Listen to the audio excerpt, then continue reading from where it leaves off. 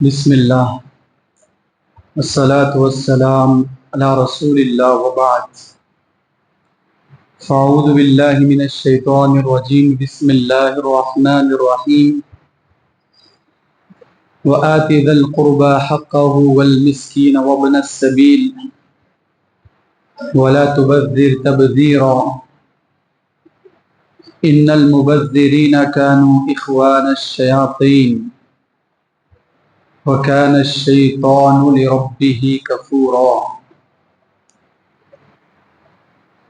محترم حضرات، سورۃ الاسراء سے ایک آیت میں نے آپ کے روبرو پڑھی۔ اللہ رب العزت کا ارشاد ہے وَآتِ ذَا الْقُرْبَى حَقَّهُ وَالْمِسْكِينَ وَابْنَ السَّبِيلِ، رشتہ داروں کو، مسکینوں کو اور مسافروں کو ان کا حق ادا کرو۔ ولا تبذر تبذیرا، بلا ضرورت اور بیجا ضرورت خرچ نہ کرو۔ ان المبذرین کانوا اخوان الشیاطین، بلا ضرورت اور بیجا ضرورت خرچ کرنے والے اصل میں شیطان کے بھائی ہیں، اور شیطان اللہ تبارک و تعالیٰ کا نافرمان ہے، ناشکران۔ محترم حضرات، مال یہ اللہ رب العزت کی طرف سے امانت ہے۔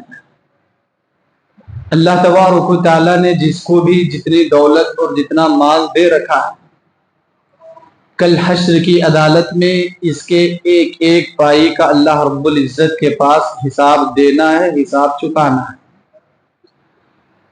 پیارے نبی صلی اللہ علیہ وسلم نے حشر کی عدالت میں کیے جانے والے سوالات پر آپ نے جن 5 سوالات کا ذکر کیا کہ کوئی بھی انسان جب تک ان 5 سوالات کے جواب نہیں دے گا اس وقت تک کل روز قیامت اللہ کے آگے سے قدم ہلنے والے نہیں۔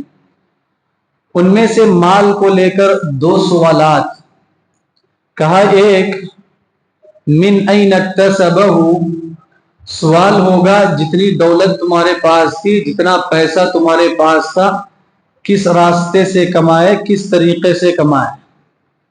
وفیما انفقہ، اور اسی مال کو لے کر ایک دوسرا سوال بھی ہوگا کہ جو مال تم کمائے تھے اس کو خرچ کس راستے میں کیا۔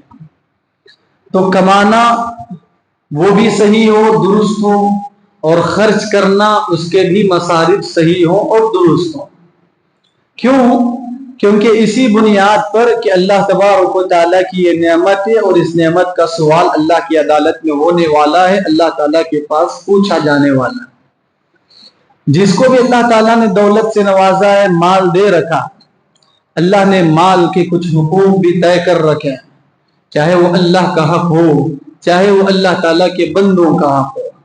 جو شخص اللہ تعالیٰ کا حق ادا کرتے ہوئے، اللہ کے بندوں کا حق ادا کرتے ہوئے جتنی دولت چاہے جمائے، جتنی دولت چاہے اکٹھے کرے، اللہ تبارک و تعالیٰ کے پاس اس کے لیے کوئی عیب کی بات نہیں، کسی بھی طرح سے رکاوٹ کی بات نہیں، اور اس کے لیے کسی بھی طرح کی روک تھام نہیں۔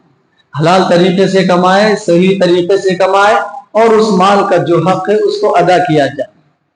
اب مال کے ساتھ حق تلفی میں اور مال کی ناقدری میں 2 راستے شریعت نے ذکر کیے، 2 طریقے شریعت نے بتائے۔ ایک وہ کہ جہاں آپ خرچ کر رہے ہیں وہ جائز راستہ ہی ہوگا، لیکن وہاں ضرورت سے زیادہ خرچ کرنا۔ جہاں آپ خرچ کر رہے ہیں وہاں ضرورت سے زیادہ خرچ کرنا یہ بھی شریعت میں عیب ہے، بلکہ منع ہے۔ اور ایک دوسری چیز ہوتی ہے جہاں ضرورت ہی نہ ہو ایسی جگہ خرچ کرنا۔ مال کا جو حق ہے اس میں انسان اپنی ضرورت کی مقدار جتنا استعمال کرے، جتنا خرچ کرے، اس کے لیے پوری چھوٹ، پوری اجازت۔ لیکن 2 چیزیں، جائز راستے میں تو خرچ کرے لیکن ضرورت سے زیادہ خرچ کرے یہ بھی منع، یا ضرورت ہی نہ ہو ایسی جگہ میں انسان پیسہ لگائے، خرچ کرے، وہ بھی چیز منع ہے۔ دیکھیے اللہ تبارک و تعالیٰ نے مال کے غلط استعمال پر قرآن مجید میں 2 الفاظ استعمال کیے. یہ کہا کلوا واشربوا ولا تسرفوا انہ لا يحب المسرفین، کھاؤ پیو لیکن اسراف نہ کرنا. یعنی کھانا پینا یہ انسان کی ضرورت ہے، یہ انسان کی ضرورتوں میں شامل ہے، لیکن ضرورت میں ضرورت سے زیادہ پیسہ خرچ نہ ہو، ضرورت سے زیادہ استعمال نہ ہو، ضرورت ایسی نہ ہو جو خواہشات سے بھی آگے بڑھ جاتی ہو. کہا ولا تسرفوا، اسراف نہ کرو، انہ لا يحب المسرفین، کیونکہ اللہ تبارک و تعالیٰ اسراف کرنے والوں کو پسند نہیں کرتا ہے. تمہاری ضرورت ہے صحیح، لیکن تم ضرورت سے زیادہ خرچ کر رہے ہو، جتنی ضرورت تمہیں ہے نہیں، ایسی حرکت کو اللہ تعالیٰ پسند نہیں کرتا ہے. اسی لیے اللہ کے نبی صلی اللہ علیہ وسلم نے ایک حدیث میں آپ نے ارشاد فرمایا کلوا واشربوا والبسوا من غیر اسراف ولا مخیلہ.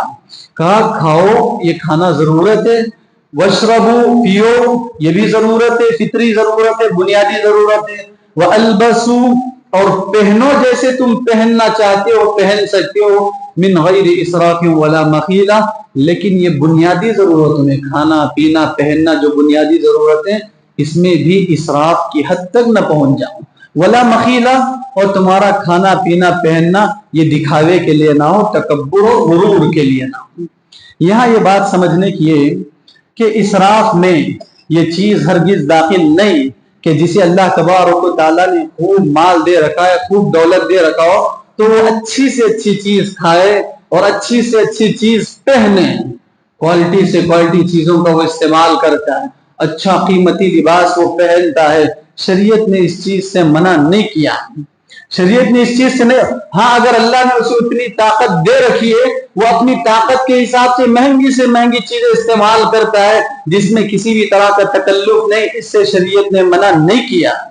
ہاں جس کی طاقت بھی نہ ہو، محض اوروں سے مقابلے کے لیے کمپیٹیٹ کرتے ہوئے آدمی بیجا خرچ کر رہا ہے، بلا ضرورت خرچ کر رہا ہے، یا ضرورت سے زیادہ تکلف برداشت کر رہا ہے، یہ چیز ناپسندیدہ ہے.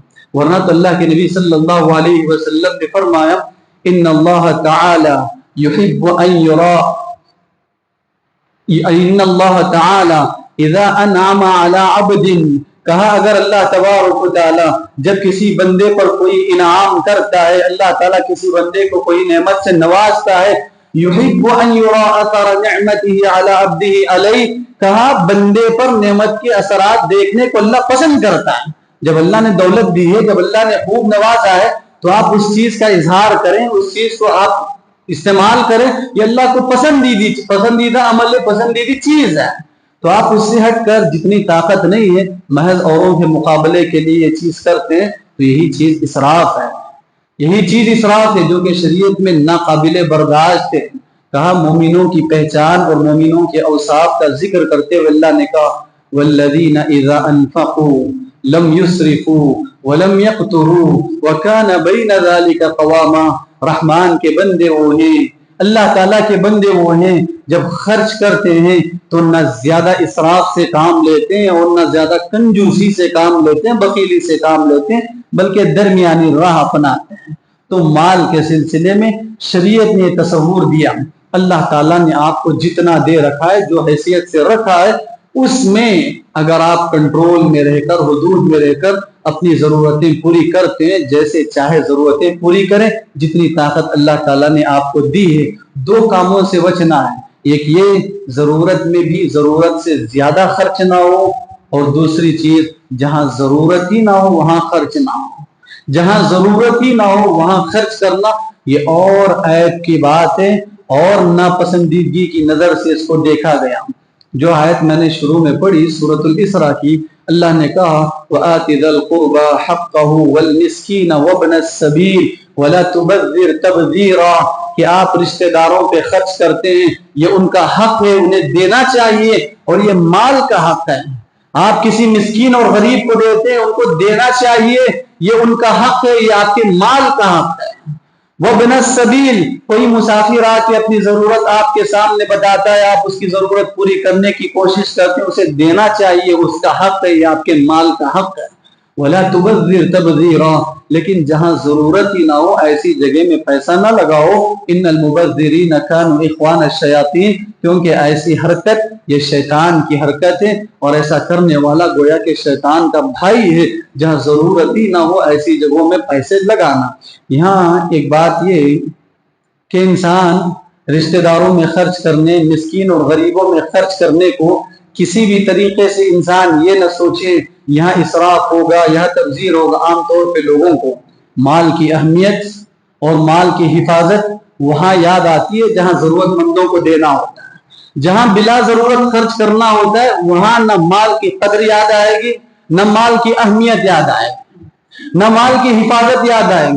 جہاں ضرورت مندوں کو دینے کی بات آئے وہاں انسان کو ساری چیزیں یاد آتی ہیں. جیسے ہو سکے مال بچا کے رکھے، مال اٹھا کے رکھے اور مال اپنے ہاتھ میں رکھے. ساری چیزیں انسان کو سوجھتی ہیں، اور جہاں ضرورت ہی نہ ہو وہاں خرچ کرنے میں کسی بھی طرح کی رکاوٹ نظر نہیں آتی. یہ انسان کی اپنی سوچ ہے. اور بعض لوگ تو ایسے کہ جو ضرورت مند ہے، جو واقعی حق ہے مال کا، اس کو مار کے، اس کو دبا کر دیگر اور چیزوں میں اور راستوں میں خرچ کرنا، یہ شیطانی عمل ہے، یہ شیطانی حرکت ہے.